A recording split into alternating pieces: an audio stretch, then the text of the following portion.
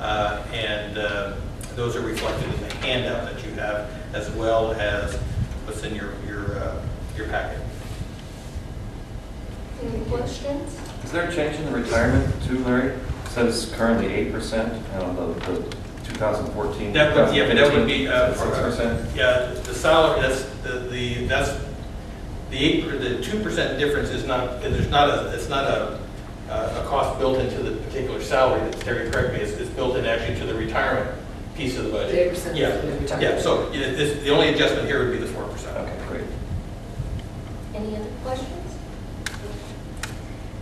May I have a motion to approve the full-time salary schedule as presented this evening? So moved.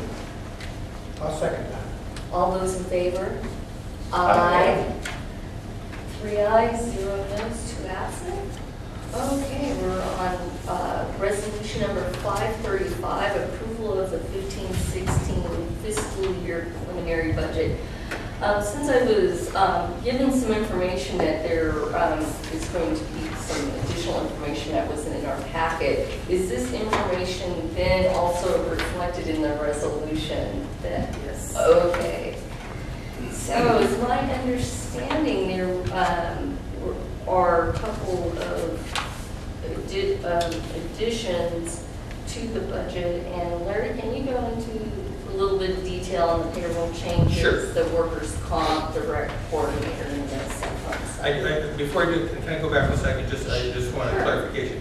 Terry, when Diane asked about the resolution, does that include the changes that were made to the payroll and to the workers' comp that we received late? Yes. It is. So the salaries and benefits They've been built is already built into Okay. the resolution. Okay.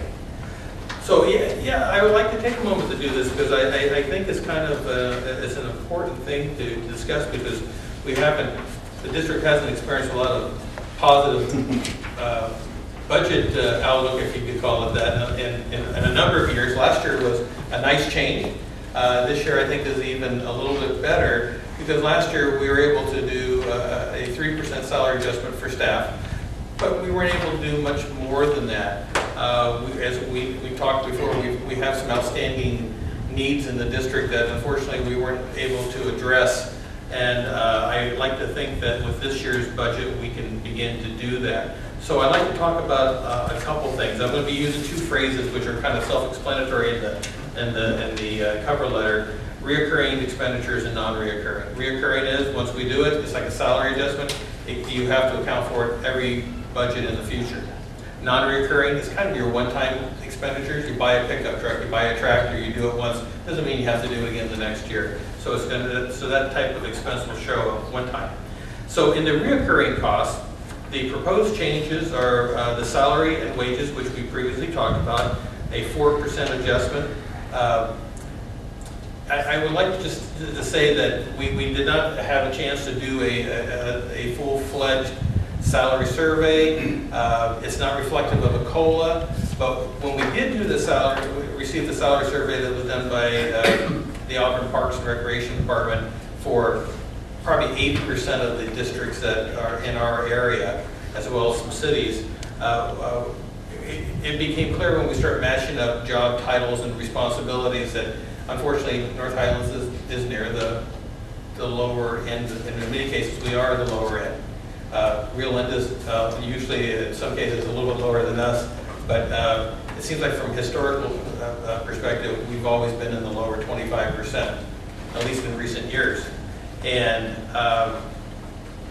doing a salary survey I think is very important. That doesn't obligate the board to enact any change results of the salary survey, but at least gives us something to start talking about. But with a proposed 4% adjustment, it doesn't bump us up that because one, we don't know what other districts are doing except for the ones that have told us what they're proposing. It really doesn't move us up, but if we don't do something, it just moves us, it just pushes us further down if that's possible. So we proposed a 4% salary adjustment for full-time employees. We've already adjusted last board meeting for part-time with the minimum wage increase, which had bumps that affected other steps, other positions and other salary ranges or hourly ranges above the minimum wage. The other proposed change is the retirement. As you know, we have a retirement system that's based on 6% of the employee's salary, and the district pays that. It's been 6% as far as we went back almost 20 years. It hasn't changed. I was at a meeting with almost, I think, every district but one in Sacramento attended, and many of them are on CalPERS. They're on the county system. There's 2 or 3 different systems out there. There was only one other than us that had their own independent system, and theirs was substantially, the district's contribution towards the employees' retirement was substantially greater than ours. I wish we could be on the PERS system, but our district can never afford to be on the PERS system or STIRS. It's just too rich of a system. But we think it's important from a couple of perspectives to look at increasing that amount, and as I propose, 2% from 6 to 8%. One, it helps us with retention of existing employees, and it helps us with recruitment of future employees. Because I told staff everywhere when I first started out and I got my first job out of college, they said you get fully paid benefits. Well, I didn't even know what the heck fully paid benefits was. I just wanted to make sure I got enough to pay my rent. I never thought of the benefit. Everybody at that time was getting the benefits for free if you work for government. And we all know that's changed now. And so a lot of times now when people look, they don't look just at the salary, they look at your benefits. Because if it, in some cases, it can cost you $1,000 or more to pay your benefits. So it's important that people look at those. 2% is, as you can see, affects our budget by a little over $11,000. But I think it's more than just the money that we're talking about here. It's trying to improve a system that maybe should have been looked at years ago. We can't change it. We could change the system. I'm not recommending that, but I think we should at least look at making an adjustment so that it certainly helps those employees that are in the system now and future employees that may come to the district. The third item under the reoccurring costs is the receptionist office assistant position. Last year, the board allowed us to hire. Cindy happens to be here in the audience tonight. She wanted to come see a board meeting, so I said, you picked a great one to come to tonight. It's the budget. And Cindy's been working for us about right around 35 hours a week. And to a person in our office and our field staff will tell you that it's probably the most important thing that we did in the last year, because the customer service level has gone way up. The old days, as I've described to you, there's a reason why that big mirror is up there behind the desk. So Terry could see from her office when people were coming in the door, so she could make that long walk back and forth probably 100 times a day to go up and serve the customers. And our customer service certainly has significantly increased, I think, since Cindy's been in that position. The other thing, which is an item we'll talk about when we get to reoccurring costs, if the board approves the new online registration system, which essentially will allow the public to sign up for any of our programs 7 days a week, 24 hours a day. In the morning when someone comes in, because like I said, I think we are the only district or city in Sacramento County that does not have this system. Besides the benefits, but one of the things that the staff does in the morning, they come in and they actually run a report of all the previous nights or previous 24 hours activity. So you know right away how much money you brought in. Was it credit card? Was it cash? What programs they were? And you need to match that up against your daily receipts that are coming in. And so it's a little bit more work effort on staff's part. And so these two reasons: improved customer service, the online registration system, and the fact is we have really pulled Terry as much as possible away from front office operations. We're not, right now we still have gaps in there because Cindy does not work full time. So we're constantly covering, somebody has to cover the desk while someone's here at lunch. And so this is, by making this position full time, to a person in our department, we thought that this was probably the most important thing that we were going to ask the board, because we know that it was going to improve the service to the community. And that change is $23,380. I don't know why the copy, oh yeah, I see what, the copy machine's in the reoccurring costs because I propose that we do it as a lease rather than a purchase. The current copy machine we have is 10 years old. The copy machine repairman is out here on a weekly basis. I think we all know by first name basis around here. So the cost is significantly going up. We probably should have replaced it 3 or 4 years ago. I like to lease when I can as opposed to purchase because it means before the machine, it's like a car. Before it starts to go bad, things start to break down, you can trade it out and get another one.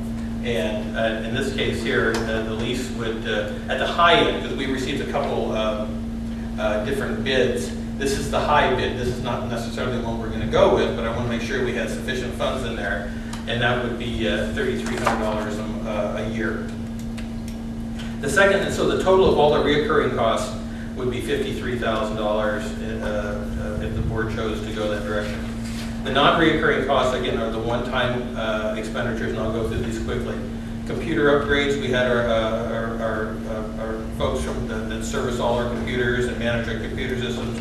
I asked them to come in and go through everything. I want to know the age of the equipment, the condition of the equipment, how much life did it have left, and what could we do to make sure that we didn't get caught with something breaking down mid-year. And in this case, the more important things is we have a couple computers that are quite old and need to be replaced, but we have a couple others that they can just replace the, what am I talking, Scott, where's my tech guys at?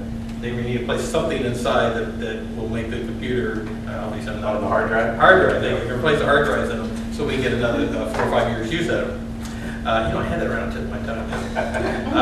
The other thing too is that we don't own a laptop.